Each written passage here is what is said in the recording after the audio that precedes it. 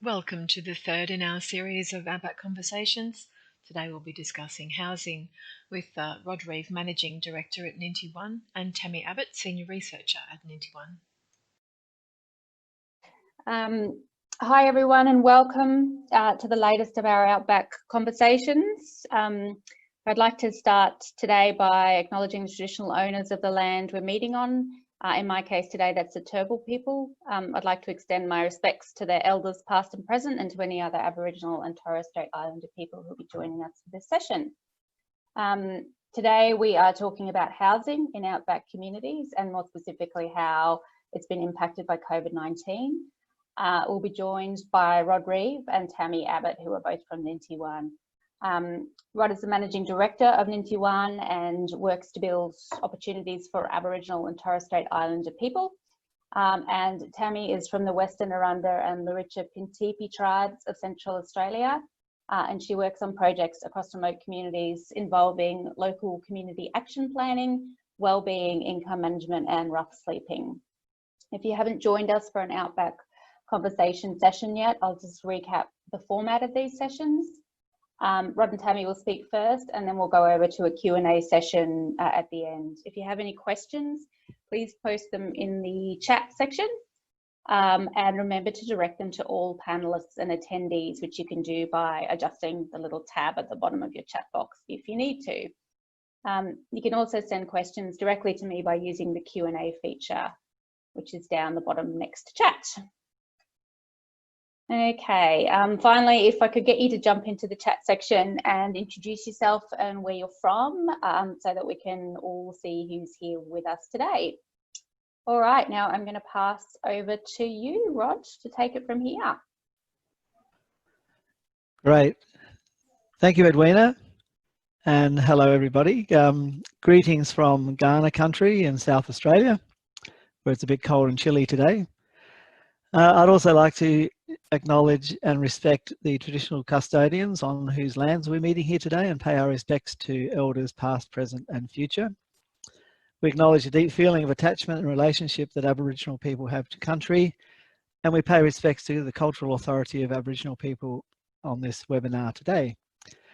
So our topic today is housing, and we're focusing on housing during COVID-19, mostly for Aboriginal and Torres Strait Islander people. As Edwina has said, I'm the Managing Director of Ninti One Limited, and we are a Supply Nation registered Indigenous company that builds to build opportunities for Aboriginal and Torres Strait Islander people through research, innovation and community development. I'm joined by Tammy from our Alice Springs office, and Tammy has been a community researcher with Ninti for nearly 10 years. A principle of Ninti's work is that we privilege Aboriginal voices in our activities, so you'll find that Tammy will do most of the talking today.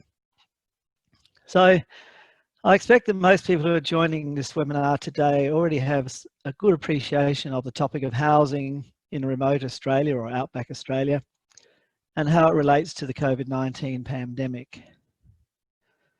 But I'd like to just set the scene by briefly outlining some startling characteristics about housing in the Outback, and especially for Aboriginal and Torres Strait Islander people.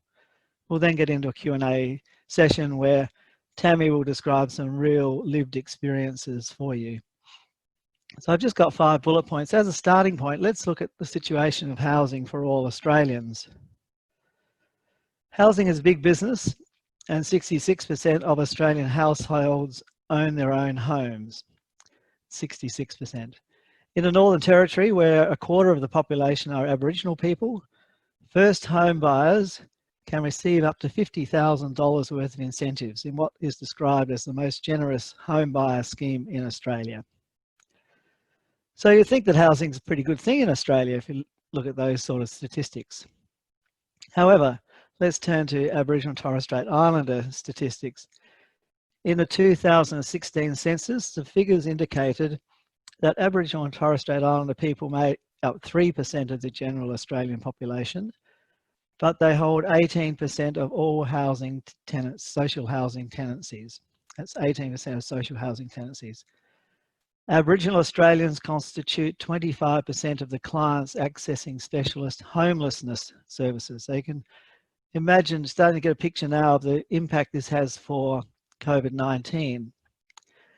In fact, 1 in 28 Indigenous Australians were homeless on census night in 2016. 39% of Indigenous households are in rental stress. So overcrowding and all those statistics I just mentioned are far worse in remote communities, as most people on this webinar would know. Even before the COVID-19 outbreak, housing was the single biggest correlator to poor health outcomes in Aboriginal communities. Homelessness and overcrowding are also directly linked to low school attendance and high rates of domestic violence and abuse.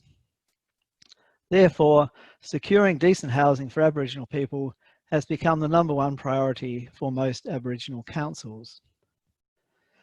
In closing my introduction, I'll say that at Ninti we focus on a strength-based approach where we focus on what works and we build on this, rather than what's called a deficit model which addresses problems. As such, I'd like to close on 2 strengths. So while it's appalling by comparison to non-Indigenous people, some of the rates of home ownership and homelessness are marginally improving for Aboriginal and Torres Strait Islander people. Census upon census shows there is a gradual improvement, but still the gap is enormous. And secondly, a really thing we're quite proud of so far, and we're touching wood everywhere, is that by working cleverly, remote Aboriginal communities have managed to avoid the catastrophic impact of COVID-19 that has occurred in other Indigenous populations around the world. And if we have time, I could describe how the Navajo people in the US are suffering terribly. And if the Navajo Nation, which is the biggest nation in the US, was a state, it has the highest death rates and the highest infection rates in America. So back to you, Edwina. Thank you.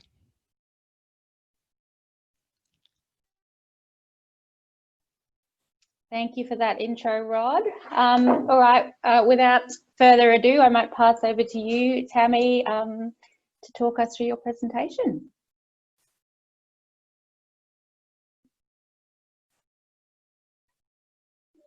You look like you are, there we go. I think I've got you now. Thank you, Edwina, and thank you for that introduction, Rod. I would like to start by acknowledging that I'm here in Alice Springs, which is the lands of the Central Arrernte people, which is a neighbouring tribe to my Western Arrernte side of the family, as well as my Luritja Pintipi family, which is all west of Alice Springs. We like to say that we belong to the Western Desert. And yeah, so I'm going to talk to you about some of the issues that Outback communities are facing when it comes to appropriate and affordable housing. And one of the biggest issues, and I think this is Australia-wide, is lack of housing in our communities.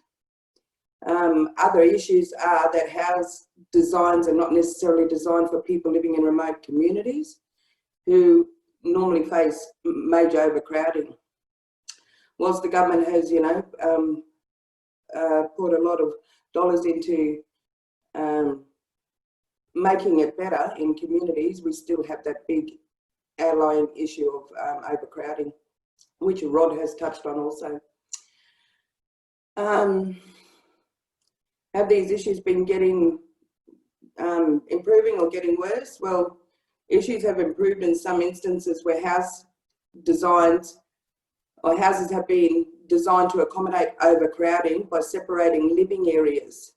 And when you travel throughout communities in the Northern Territory, you'll see that, and you'll hear that often families want to live together or close together, but they still need to be separated in a sense, and also designs that sort of bring the outside in. Designs have been improved in that sense. However, housing maintenance, the maintenance of a house is still a big issue because of overcrowding, and it also affects people's, health because of the overcrowding and personal hygiene and all of that.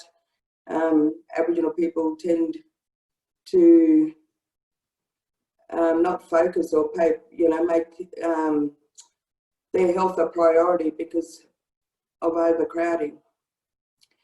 Has there been a disparity between standards of housing? Well, I think I've already touched on that. I don't feel that there has been a big disparity between standards. The Territory seems to have the same house designs right throughout, from top to bottom.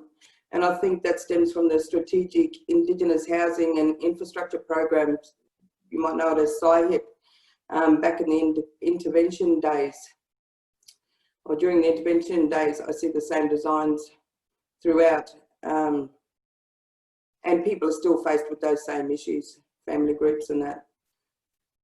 Has COVID-19 changed the picture at all? Well, from my own family point of view, there are homes have been functioning, and this is just through discussions with my own families that live in communities and that. I found that homes have been functioning better. My families and other people seem to be more happy, and that's because there's more food. People are eating well.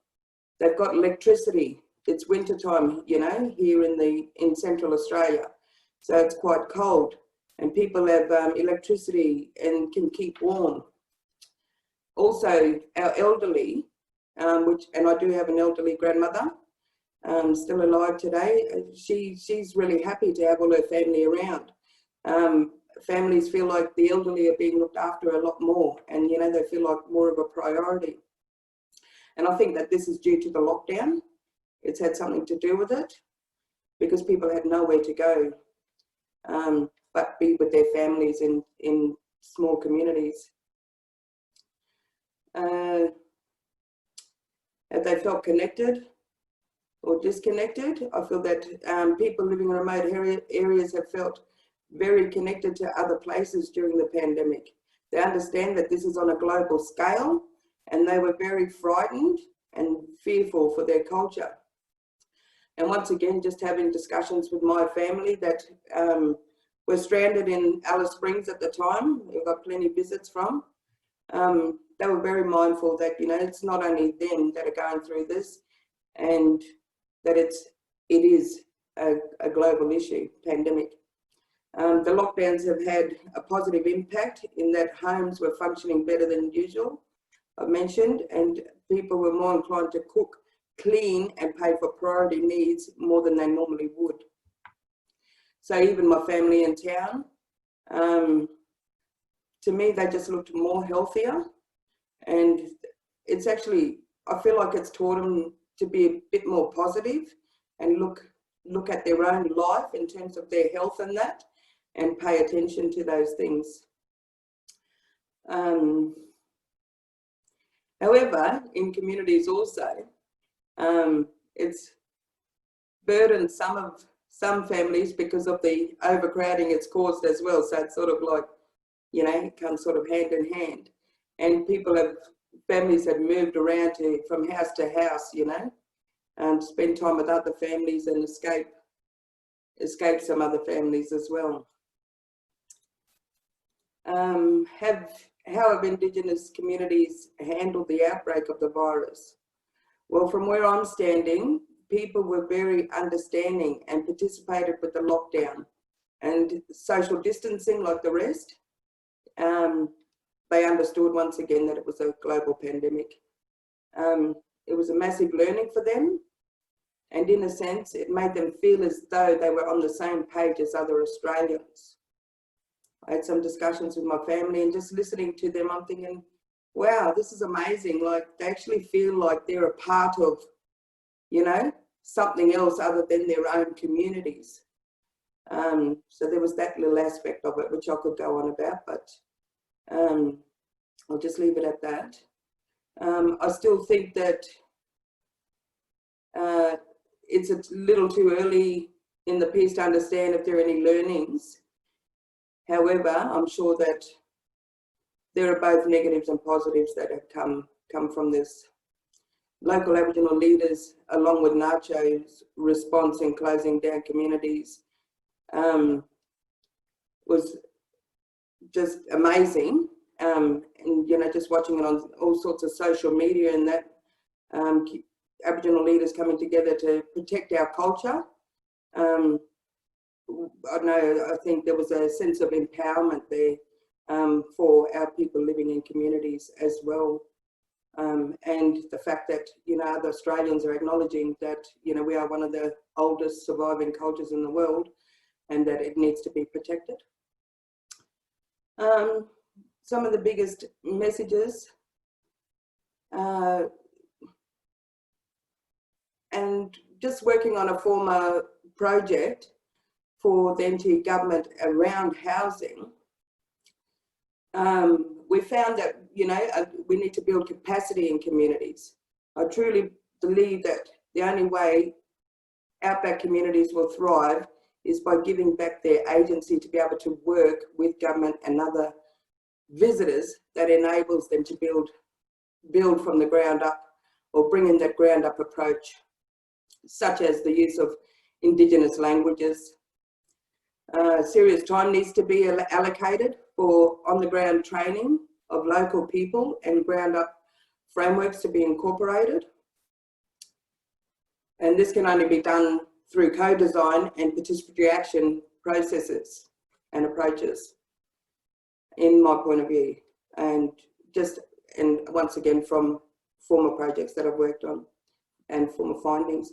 We need to maintain clear processes and communication, and provide clear messages about the purpose, the procedures and intended outcomes of the engagement.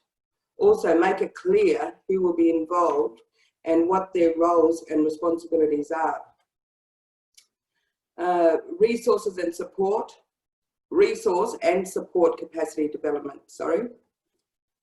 While local people are highly skilled in areas of local language and relationships, they are less well trained in roles related to Western systems of management. Local people are not confident and request capacity development through training and support for individuals and organisations in areas of, just say, research and evaluation, but mainly leadership and governance. I think that's all from me at this point. I'll hand you back to Edwina, and I'm happy to answer any questions that come. Fantastic. Thank you, Tammy. Yes, there certainly has been a few questions coming through. You touched in your talk on the fact that people were sort of living more healthily and seemed to be kind of living better in a lot of ways through the lockdown period. What exactly was the sort of cause of that? Why was that the case? Yeah, like I mentioned, I think it was the lockdown period itself, and that people weren't allowed to move out of their communities. So they were confined to their homes like the rest of the world. Well, like what was going on in the rest of the world. I know from just having the conversation with my family that money was being spent properly, and families that would often look to go to town and socialise were back at home and spending time with, their elders. And so it sort of bounced back to, okay, this is our time now to start telling stories and just spend time with each other. And yeah, it was due to the lockdown. Yeah. And another question here that sort of comes off the back of that one. You mentioned sort of maintenance issues. Were there changes in support to community residents to learn how, or to kind of improve property maintenance skills without having to wait for sort of someone to come in from elsewhere? Well, that's the other story I heard. So, but definitely back when I was a little kid growing up in, say, Papunya and Hermannsburg and other surrounding outstations, everyone made sure the places were clean. And because people opt to move, travel into town to do, for social reasons, at the end of a week, and could often be here right until, the end of a weekend before they head back. Things would just, fall by the side and no one would take responsibility for it. My family was saying that a lot of houses out at Hermannsburg community were very clean. There was no rubbish. There was you know, every house, every yard had rake marks in it because they'd just pick up the rake all the time, and it's just something for them to do. So bouncing back to, you know, something a bit more healthy and positive. You touched on, I think, housing designs a little bit, and I have to say that's something that actually I had never even really thought about, is, you know, whether the housing that was being built, you know, social housing had been designed, you know, with and for Aboriginal communities, or with, you know, in consultation with Aboriginal communities. You talked a little bit about sort of multiple living spaces, but what other changes sort of needs to be made, do you think, to sort of social housing to better suit Aboriginal communities? I think housing has improved in, you know, in terms of the designs of houses, because families can still stay together, but I think we need some more housing options in order for things such as health and, you know, even people's finances to improve. The responsibility and onus needs to be on people themselves, because at the moment what you find is a house can only be signed over to one family, yet you might have multiple other families living in that house. So the multiple other families, people living there with an income, feel like it's not their responsibility to chuck in for rent or to make sure the maintenance of the house, you know, is functioning the way it should be. So yeah, I think more housing options would give people that incentive to be able to take on, and, you know, be responsible themselves. Okay, Rod, I'll throw a question over to you. One of the sort of threads that we've picked up, I guess, through the last couple of sessions is people saying that, you know, one of the good things to come out of this period has been suddenly they've had this sort of clear line to government departments, you know, that their calls are being answered, that, you know, they're being heard and kind of listened to. Is that something that you guys have found? Has it been sort of easier to get access to government and their ear on things? Yeah, thanks, Edwina. Yeah, I hadn't really thought about that, but I think, yes, it has been a bit clearer communicating with government, who we're talking about government because they fund so many of the activities that we're involved in. And maybe it's a good time to just describe, you know, how lucky and how fortunate we've been that the virus hasn't hit remote communities in particular. And a lot of that's been because there's been real clarity between Aboriginal groups like NACCHO, the National Aboriginal Community Controlled Health Organisation, and the mainstream health department, who, you know, quickly locked down communities like Tammy mentioned, formed biosecurity regions really quickly. I think the APY lands in South Australia was one of the first to lock down.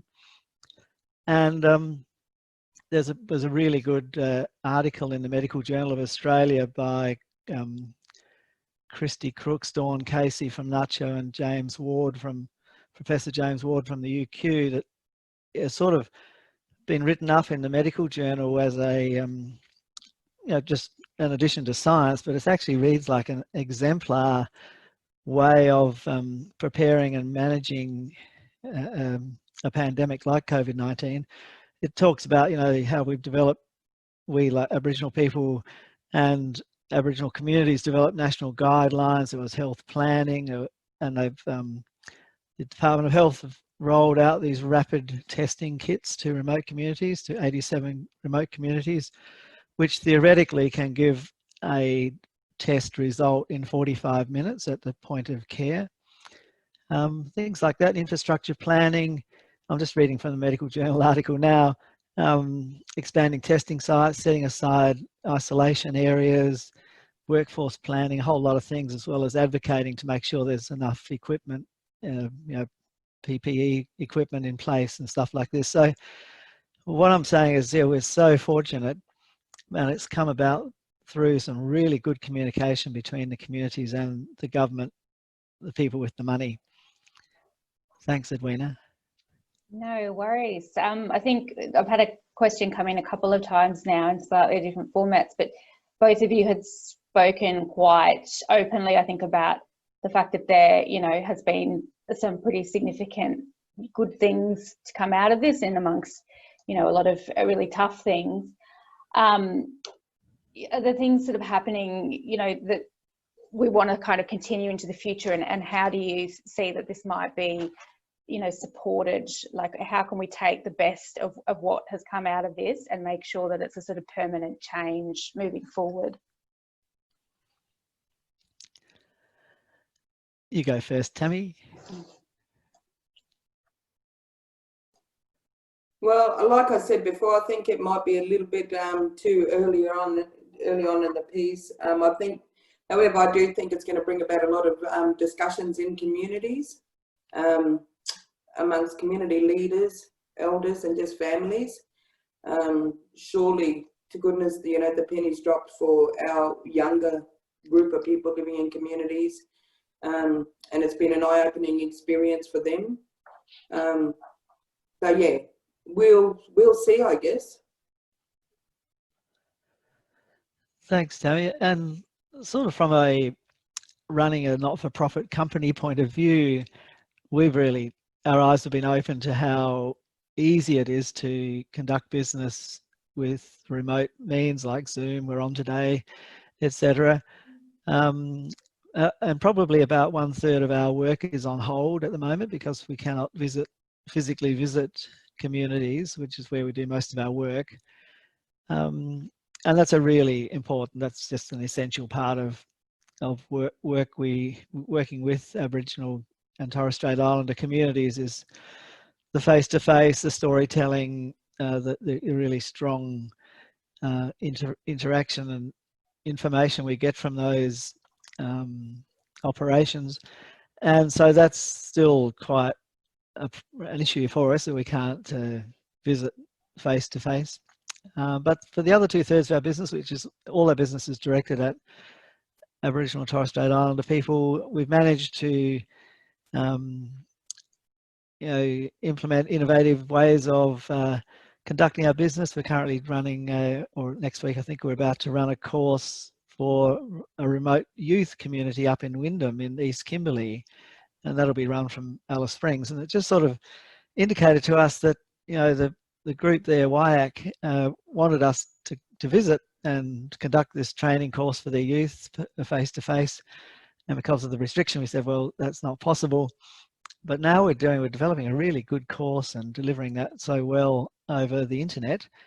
And the cost and the time, if that's like a 1-day, half-day training course for over a day, to get to Wyndham from the East Coast or from Alice Springs and conduct a course and then fly back. I mean, the whole week's gone, but we can do it like quickly and repeat that all over the nation. So yeah, there's some really good stuff coming out of this, and we really look forward to working in a different and better way. Okay, I've got another question here. The Prime Minister's announced new home building scheme assistance payment of 25 grand as part of his COVID stimulus package. Do you think that's going to provide an incentive into remote communities to build new homes?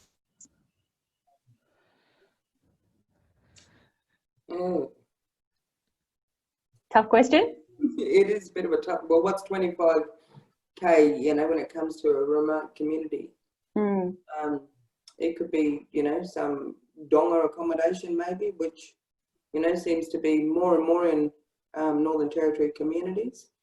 I actually hear that people on the ground like that accommodation style. It suits some people, particularly ones with smaller families. So yeah, a bit of a tough one.